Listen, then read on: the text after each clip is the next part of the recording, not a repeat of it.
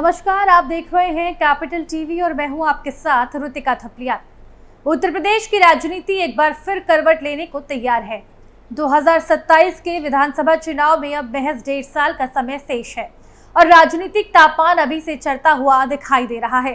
सभी प्रमुख दल जमीनी स्तर पर सक्रिय हो चुके हैं और 2024 के लोकसभा चुनाव में मिले जनादेश ने खासकर बीजेपी को नए सिरे से रणनीति बनाने पर मजबूर कर दिया है। देखिए हमारी एक खास रिपोर्ट।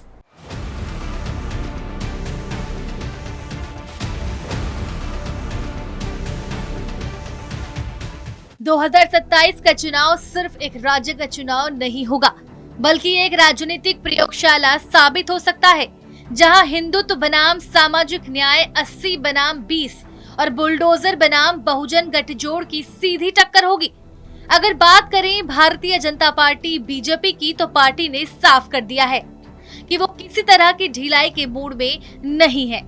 मुख्यमंत्री योगी आदित्यनाथ ने अपने स्पष्ट बयान के जरिए संकेत दे दिया है कि 2027 में भी चुनाव की धुरी 80 बनाम 20 की राजनीति पर ही घूमेंगी। यानी एक बार फिर ध्रुवीकरण और कानून व्यवस्था को मुख्य मुद्दा बनाकर मैदान में उतरने की पूरी तैयारी है। बीजेपी के सामने जो सबसे बड़ी चुनौती है वो है इंडिया गठबंधन का पीडीए समीकरण, पिछड़ा, दलित और अल्पसंख्यक वर्ग की गोलबंदी। 2024 के लोकसभा चुनाव में समाजवादी पार्टी सपा की मजबूत वापसी ने यह स्पष्ट कर दिया है कि अगर पीडीए वोट बैंक एकजुट रहा तो बीजेपी की राह आसान नहीं होने वाली है। हालांकि उपचुनाव में पार्टी ने एक है तो सेफ है, बटेंगे तो कटेंगे जैसे नारे देकर दमदार बाउंस बैक भी किया। उधर अखिलेश यादव की समाजवादी पार्टी 2027 को एक करो या मरो चुनाव के रूप में देख रही है। लोकसभा में सर्वाधिक सीटें जीतने के बाद सपा के हौसले बुलंद हैं।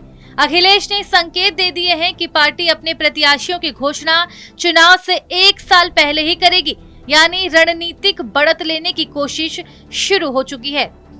अब असल सवाल ये है कि क्या विपक्ष बाबा के बुलडोजर की राजनीति ताकत को चुनौती दे पाएगा? क्या जीरो टॉलरेंस वाली सरकार को कोई विकल्प मिल पाएगा? और सबसे बड़ा सवाल है कि क्या जनता दोबारा विकास और कानून व्यवस्था के मॉडल पर भरोसा जता पाएगी या बदलाव की ओर रुख करेगी? बीजेपी के लिए राहत की बात ये भी है कि पिछले कुछ वर्षों में उत्तर प्रदेश में शासन के स्तर पर कई ऐतिहासिक पहलें की गई हैं। ऑपरेशन कायाकल्प के तहत स्कूली बच्चों को ड्रेस, बैग, स्मार्ट क्लास जैसी सुविधाएं दी गई हैं। शिक्षा को सिर्फ एक सुविधा नहीं बल्कि एक मिशन के रूप में आगे बढ़ाया गया है। कानून व्यवस्था की बात करें तो 2017 से पहले जिस राज्य को दंगों और अपराध के लिए जाना जाता था, वहीं अब अपराध मुक्त, पर्व प्रिय और विकासशील यूपी की छवि उभर कर सामने आई है। महाकुंभ जैसे वैश्विक आयोजनों को सफलतापूर्वक संपन्न कराने वाला उत्तर प्रदेश अब नई उत्तर भारत राजनीति का नेतृत्व कर रहा है। इसमें कोई संदेह नहीं है कि 2027 का विधानसभा चुनाव एक हाई वोल्टेज राजनीतिक संग्राम बनने जा रहा है। अब देखने वाली बात ये होगी कि इस रणभूमि में कौन सी पार्टी जनता के दिलों में जगह बनाती है और किसके सर पर जनादेश का सेहरा बनता है। देखते रहिए कैपिटल टीवी। धन्यवाद।